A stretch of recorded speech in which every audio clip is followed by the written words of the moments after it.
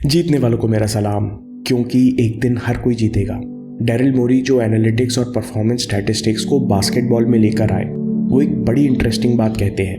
मैं किसी भी यंग प्लेयर के भविष्य के बारे में बता सकता हूँ कि ये चैंपियन बन पाएगा या नहीं। बस मुझे उसके बारे में 2 बातें बता दीजिए। पहला, क्या इस प्लेयर में इतनी अवेयरनेस है? क्या वो ये बात अच्छी तरह से जानता है कि उसमें और बेस्ट प्लेयर के खेल में कहाँ अंतर है? यानी क्या वो परफॉर्मेंस और प्रैक्टिस गैप समझता है? और दूसरा, क्या उस प्लेयर में वो हैबिट्स हैं जिससे वो ये गैप को पूरे कर पाए? डैरिल कहते हैं कि ये बात सबके लिए लागू है। हैबिट्स तो फिर भी बन सकती हैं। बात है कि क्या आप में अवेयरनेस है कि आप ये बात समझ पाएं कि बेस्ट परफॉर्मेंस और बेस्ट प्रैक्टिस से आप कितने दूर हैं। टैलेंट इज ओवररेटेड के लेखक कहते हैं कि जो बेस्ट प्लेयर्स होते हैं वो खुद को बहुत करीब से ऑब्जर्व करते हैं और ये काम वे बहुत सिस्टमैटिकली करते हैं। इसलिए नॉर्मल लोगों को दूर से देखने पर चैंपियंस बहुत ऑब्सेस्ड लगते हैं, क्योंकि सेल्फ अवेयरनेस उनके रूटीन का हिस्सा है। तो अगला सवाल है कि ये सेल्फ अवेयरनेस हम अपने अंदर कैसे पैदा करें। पहला है सेल्फ टेस्ट। आपको खुद से 3 सवाल पूछते रहने चाहिए। पहला, मैं क्या बहुत अच्छा कर सकता हूँ? दूसरा, मुझे क्या इम्प्रूव करने की आवश्यकता है?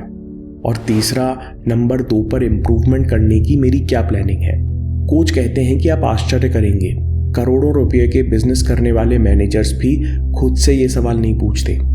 अगर सेल्फ अवेयरनेस है तो बाकी सब कुछ है।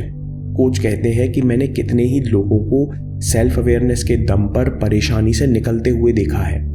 मार्केल को कॉलेज से सीधे NBA में खेलने का मौका मिला और वो उस साल का सबसे महंगा न्यूकमर था।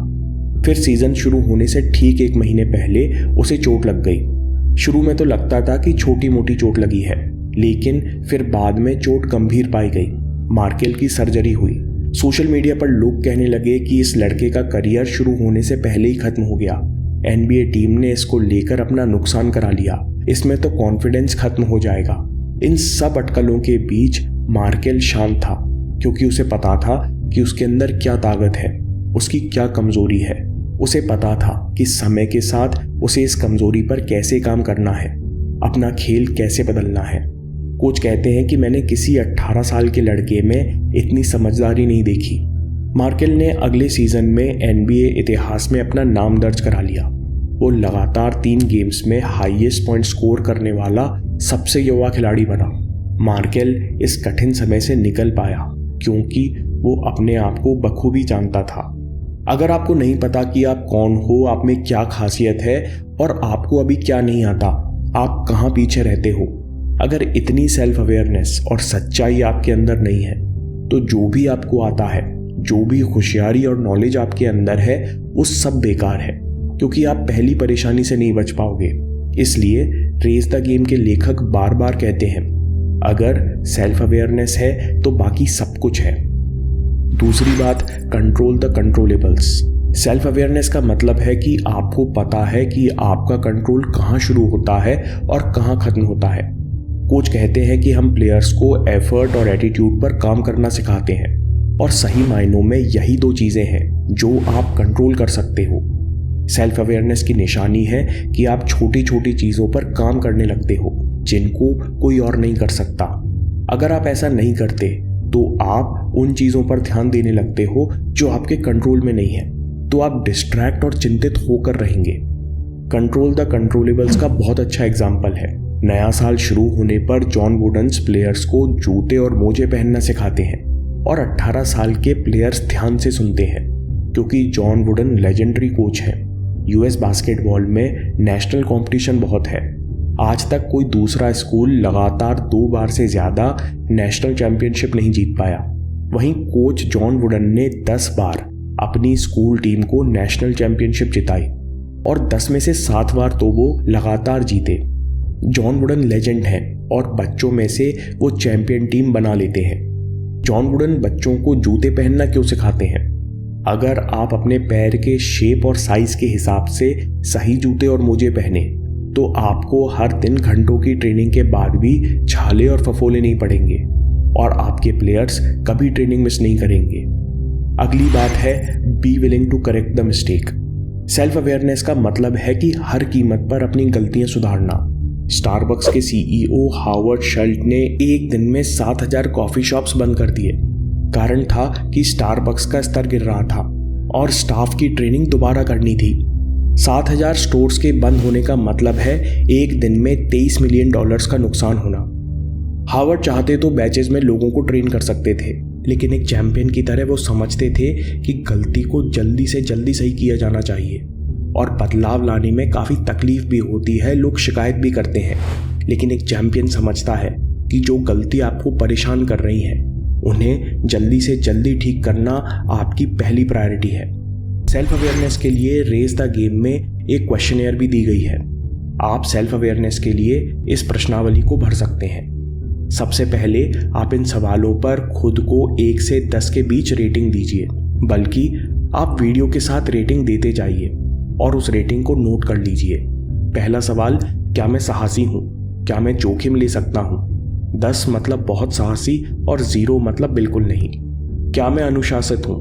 क्या मैं चीज़ों के प्रोसेस फॉलो करता हूँ? तीसरा सवाल, क्या मैं फोकस्ड हूँ? क्या मैं हमेशा डिस्ट्रैक्शंस को ब्लॉक करता हूँ? चौथा सवाल, क्या मैं ध्यान से सुनता हूँ? क्या मैं सच में लोगों की राय सुनता हूँ या मैं केवल वही सुनता हूँ जो मैं सुनना चाहता हूँ? पांचवा, क्या मैं उदार हूँ? क्या मैं मदद करता हूँ? छठा, क्या मैं सॉल्यूशन निकालता हूँ या अधिकतर शिकायत करता हूँ? सातवां, क्या मैं जिम्मेदार हूँ? क्या मुझ पर ज़रूरी काम के लिए भरोसा किया जा सकता है? आठवां, क्या मैं सुरक्षित हूँ, सिक्योर हूँ? क्या मैं दूसरों की तारीफ सहन कर सकता हूँ? क्या मैं आशावादी हूँ? क्या मैं हर परिस्थिति में अच्छा देखता हूँ? 10वां, क्या मैं अपनी गलतियों को स्वीकार करता हूँ? क्या मैं अपनी गलतियों से सीखता हूँ? फिर अपने आसपास 3 खास लोगों को चुनें जो आपको लगता है कि आपके सबसे करीब हैं और आपको सही जवाब देंगे। इन फीडबैक से आपको कुछ बातें पता चलेंगी। पहला, कि आपका खुद के बारे में जजमेंट कैसा है। आप अपने बारे में क्या सोचते हैं और दूसरे क्या सोचते हैं और इसमें कितना अंतर है। दूसरा, आपको अपनी छुपी हुई अच्छाई और कमजोरी पता चलेंगी। और तीसरा, अगर कोई दोस्त या परिवार का सदस्य आपको हर सवाल पर अच्छे नंबर यानी 6 के ऊपर देता है तो समझ लीजिए वो आपको सही फीडबैक देने से डर रहा है। उसे कुछ मत बोलिए, सबके अपने डर और कारण है और ये मैसेज किसी और को भेजिए। YouTube कमेंट्स और डिस्क्रिप्शन को कॉपी नहीं करने देता। मैंने ये सवाल इंग्लिश और हिंदी में ड्रॉप बॉक्स में लिख दिए हैं, आप वहाँ से कॉपी करके व्हाट्सएप पर भेज सकते हैं। उनमें मैसेज भी लिख दिया है कि ये सेल्फ अवेयरनेस टेस्ट है और इससे आपको क्या मदद मिलेगी। जब आपको 3 फीडबैक मिल जाएं, तो बस अपनी स्ट्रेंथ नोटिस कीजिए जिसका आप सहारा लेने वाले हैं और अपनी कमजोरी दूर करिए जो आपको अभी तक रोकती आई है। समरी में सबसे पहले 2 पैरामीटर्स जो आपका भविष्य बता सकते हैं। पहला, क्या आप में इतनी अवेयरनेस है कि आप अपनी परफॉर्मेंस और प्रैक्टिस गैप समझते हैं। दूसरा, क्या आप में वो हैबिट्स हैं जिससे आप इन गैप्स को पूरा कर पाएं।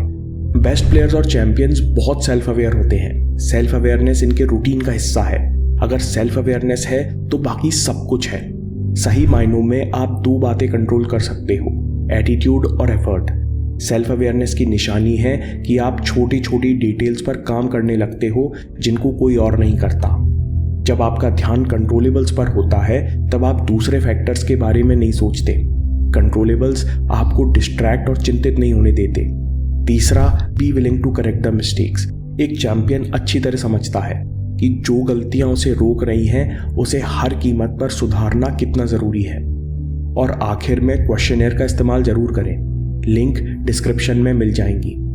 और याद रखिए, आपके समय से कोई वीडियो, कोई ऐप, कोई न्यूज़ कीमती नहीं है। मैं काम के किस्से लाता रहूँगा। हिम्मत, हरकत, होशियारी, हम जीतेंगे।